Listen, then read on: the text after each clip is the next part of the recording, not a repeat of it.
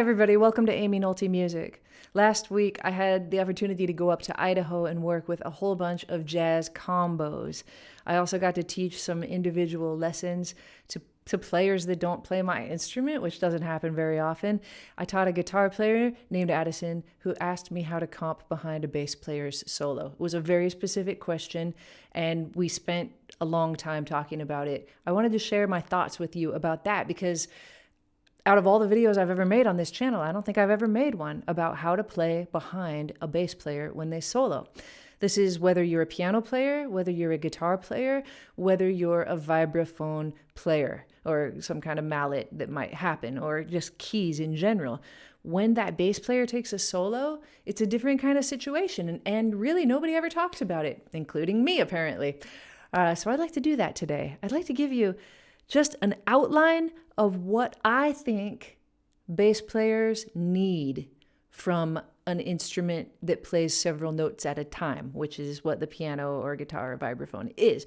And the very first thing that I think you need to do is to make sure that the audience can feel the harmony. What does it feel like to be in the form of the song as an audience member, basically? So when the bass player starts to take a solo, things can get quiet. It can get disorienting somehow because everybody drops out. The drummer typically moves from the ride over to the hi-hat, which is a problem for another day, actually. But things change. And the harmony can suffer. Now, I'm not saying that bass players can't outline the harmony in their own solos, because they do, they should, and they do. But sometimes if they want to play an idea that doesn't outline exactly where the chords are going, like this particular 2-5-1 that moves us to the 4 key or whatever, they could use a little bit of support underneath from somebody who plays several notes, like me. Let's listen to the way that Monty Alexander plays behind John Clayton. These are two of my favorite musicians. Now they're playing a variation on a blues. Listen to the way that Monty Alexander lets us know where the form of the song is.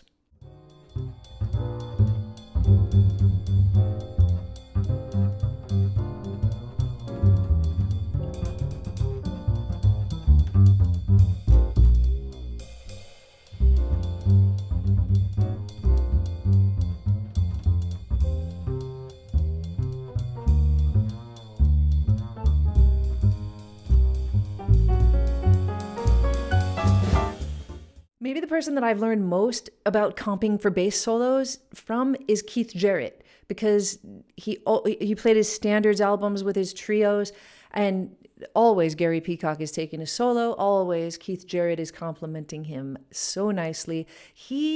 I think he outlines the harmony so nicely, and that's kind of who I learned that from, is that there are key moments in the form that the audience needs to be aware of.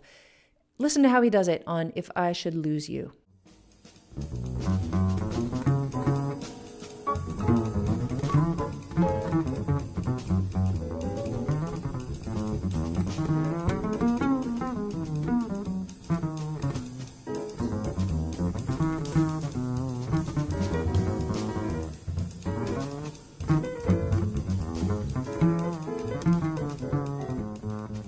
All right, thing number 2 is that you need to help with the groove. The drummer is doing a good job of laying down some kind of a time behind the bass player. But oftentimes, a solid groove needs an instrument that plays chords.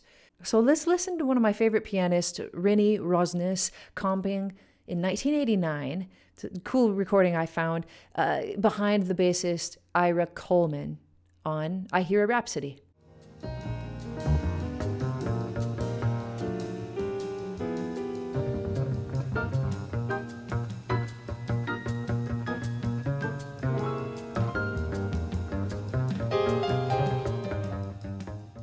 You hear how she played on the offbeats?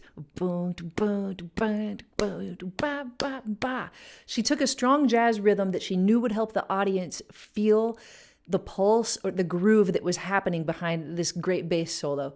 And then she takes her opportunity to stab some chords right in the pocket, right on the offbeats or the onbeats, whatever she decides, and and it just makes everything feel right. And she is thinking about listening to that bass player and locking in with the drummer to make everything feel perfect. Like I said, when the bass player starts to take their solo, intensity can drop, energy can drop, and I don't think the bass player really wants that to happen. I think the bass player wants room to be heard, but I don't think they want the level of energy or intensity to suffer just because it's their solo. That doesn't happen for anybody else's solo. Why should it happen for theirs? So helping to establish groove and stay locked in and in the pocket can really be a way to give that kind of support, I think, and make sure that the intensity doesn't suffer. You can also hear me doing this on my recording of Looking for the Answers. It was the second chorus of my guitar player Mike Scott's solo, and I just had an idea for a groove, and I decided to keep it up, to just be consistent with it and give him kind of this foundation so he knew it was going to keep happening for a little bit. And sometimes just knowing that somebody's there for you in a certain kind of way can help you to explore more and soar with a kind of clarity that you might not have if you didn't know what the other people were doing. So sometimes I do like to lay down something that's predictable and that repeats.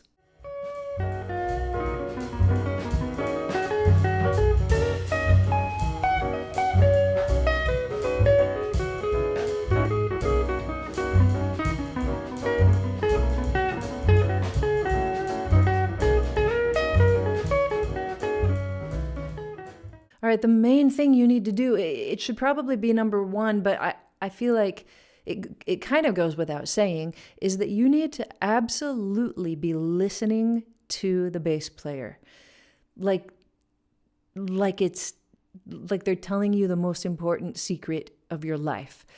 And what you're listening for is about them. It's not about you. So that can be a hard thing. It's like in conversation, if you're just waiting for somebody to pause in their story so that you can say, that happened to me one time, let me tell you about that, you completely take attention from them and the story they were telling to make it about you.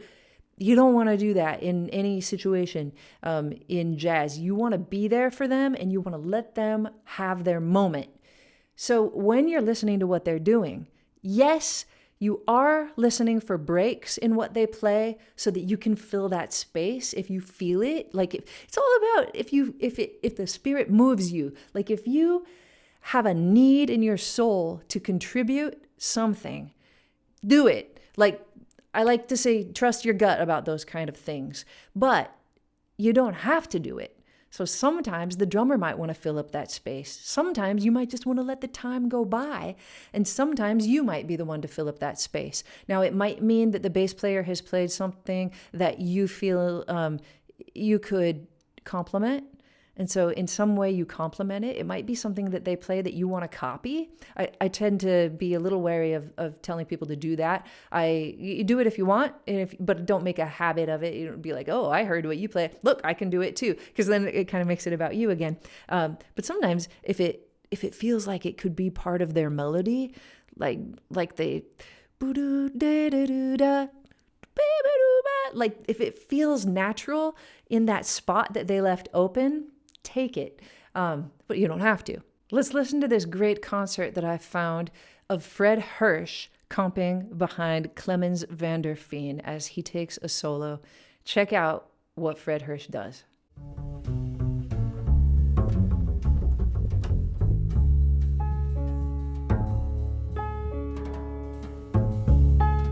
You hear the question and the answer, the call and the response. It was so sensitive of Fred Hirsch in that moment to take advantage of those two notes, bing bong, and just answer. I thought that was really cool. Now, I said before that it can be nice to be a little bit predictable. It can also be nice to be open to being spontaneous. So my next thing is to find the right balance between being spontaneous and being predictable. I mean, the best way to learn about how to do this is by listening. Like, don't tune out when the bass player solos, when you're listening in your AirPods to an album. Like, don't think, oh, okay, I'm a piano player or I'm a guitar player and this is just a bass player solo. I don't really need to pay attention, because I mean, if you're here today, you need to pay attention to that. Like, you need to just ask yourself exactly what are they doing? Let's listen to a pianist that Christian McBride loves to play with, Christian Sands, and the way that he finds a really good balance between being spontaneous and predictable.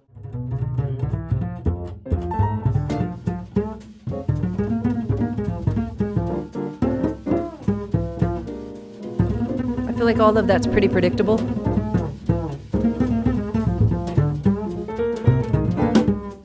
I feel like that's pretty spontaneous.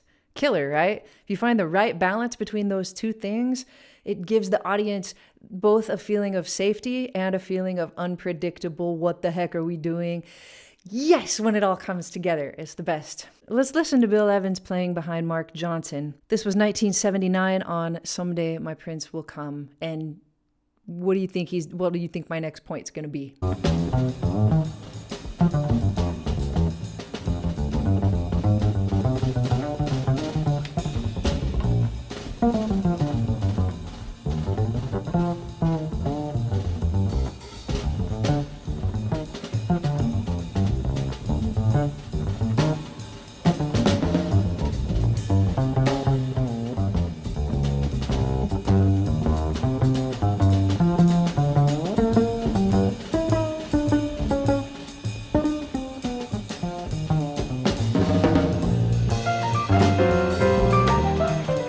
That's right.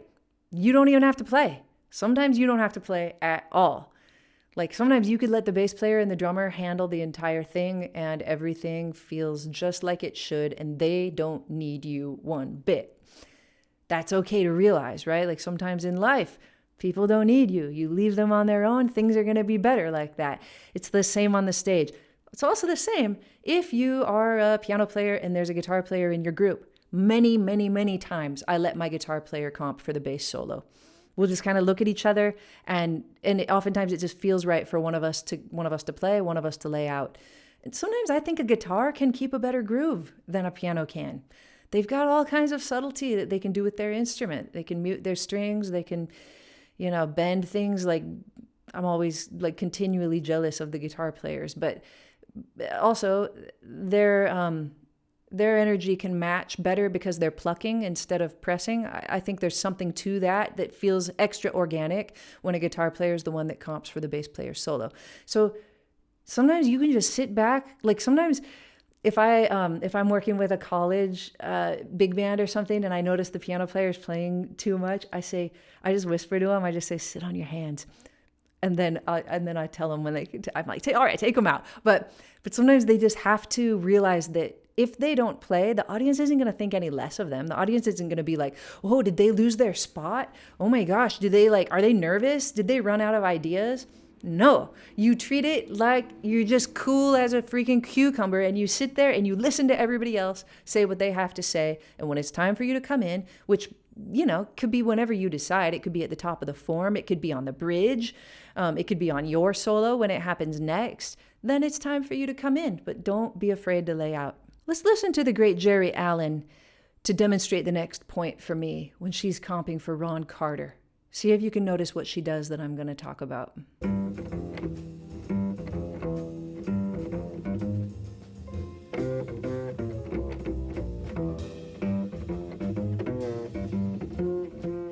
You see how Ron Carter's playing super low? He's way up high on his neck. Jerry Allen is playing high on the piano. You don't have to do this all the time, but to realize that if you are comping for somebody who's soloing in a certain frequency range and you stay in that frequency range, it's almost a fight. Depending on how you play, it can be a fight with our ears somehow to know where to put our focus when we're listening. So sometimes it's kind of a visual thing. You can watch that bass player, and if they go down low, you can go up a little higher.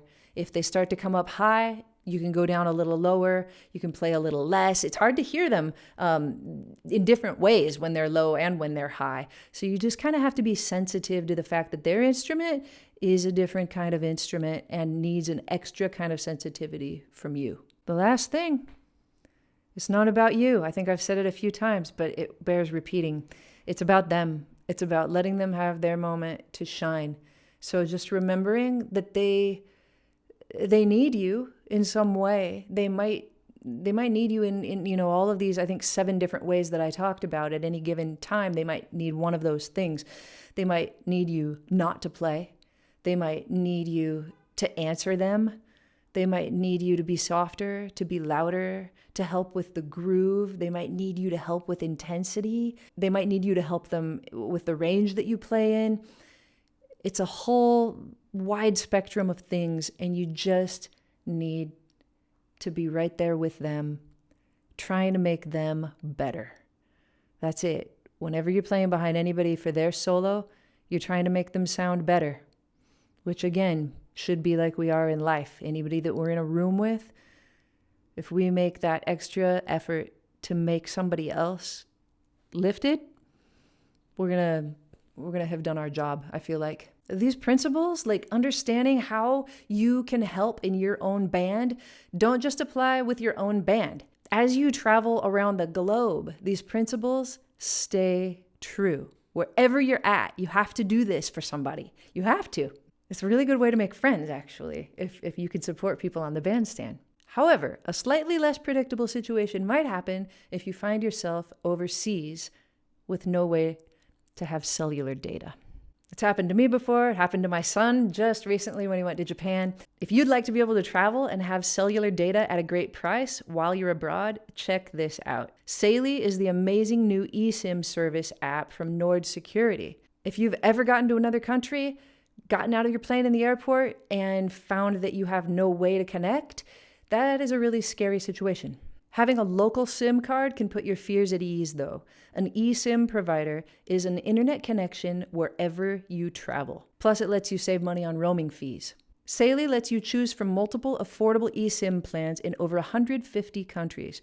You also get tons of data, so you never have to wonder if that Instagram story that you put up really loaded to your story or not. You don't have to worry about all the photos that you're taking and whether they'll really be in the cloud when you get home or not. You can also use your cell phone as a hotspot and help your friends out while you're traveling, which could be really helpful if they're the ones who get to the airport and can't connect to anything. With the Saily app, it's very easy to set up your eSIM. Setup and activation are super easy, and all of the Saily eSIM plans are compatible with both iOS and Android devices. This will honestly save you so much time. You never have to worry about finding an internet cafe to have Wi-Fi. You won't be standing aimlessly in the corridors of an airport trying to figure out where is the line that I stand in to set this all up. And another really nice thing is that you only need to set it up once instead of having to get a different one with every country that you travel to.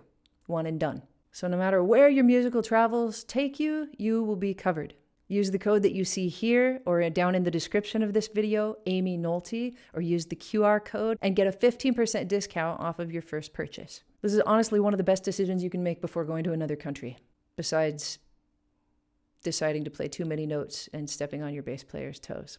Thanks for watching, everybody. I'll see you next time on Amy Nolte Music.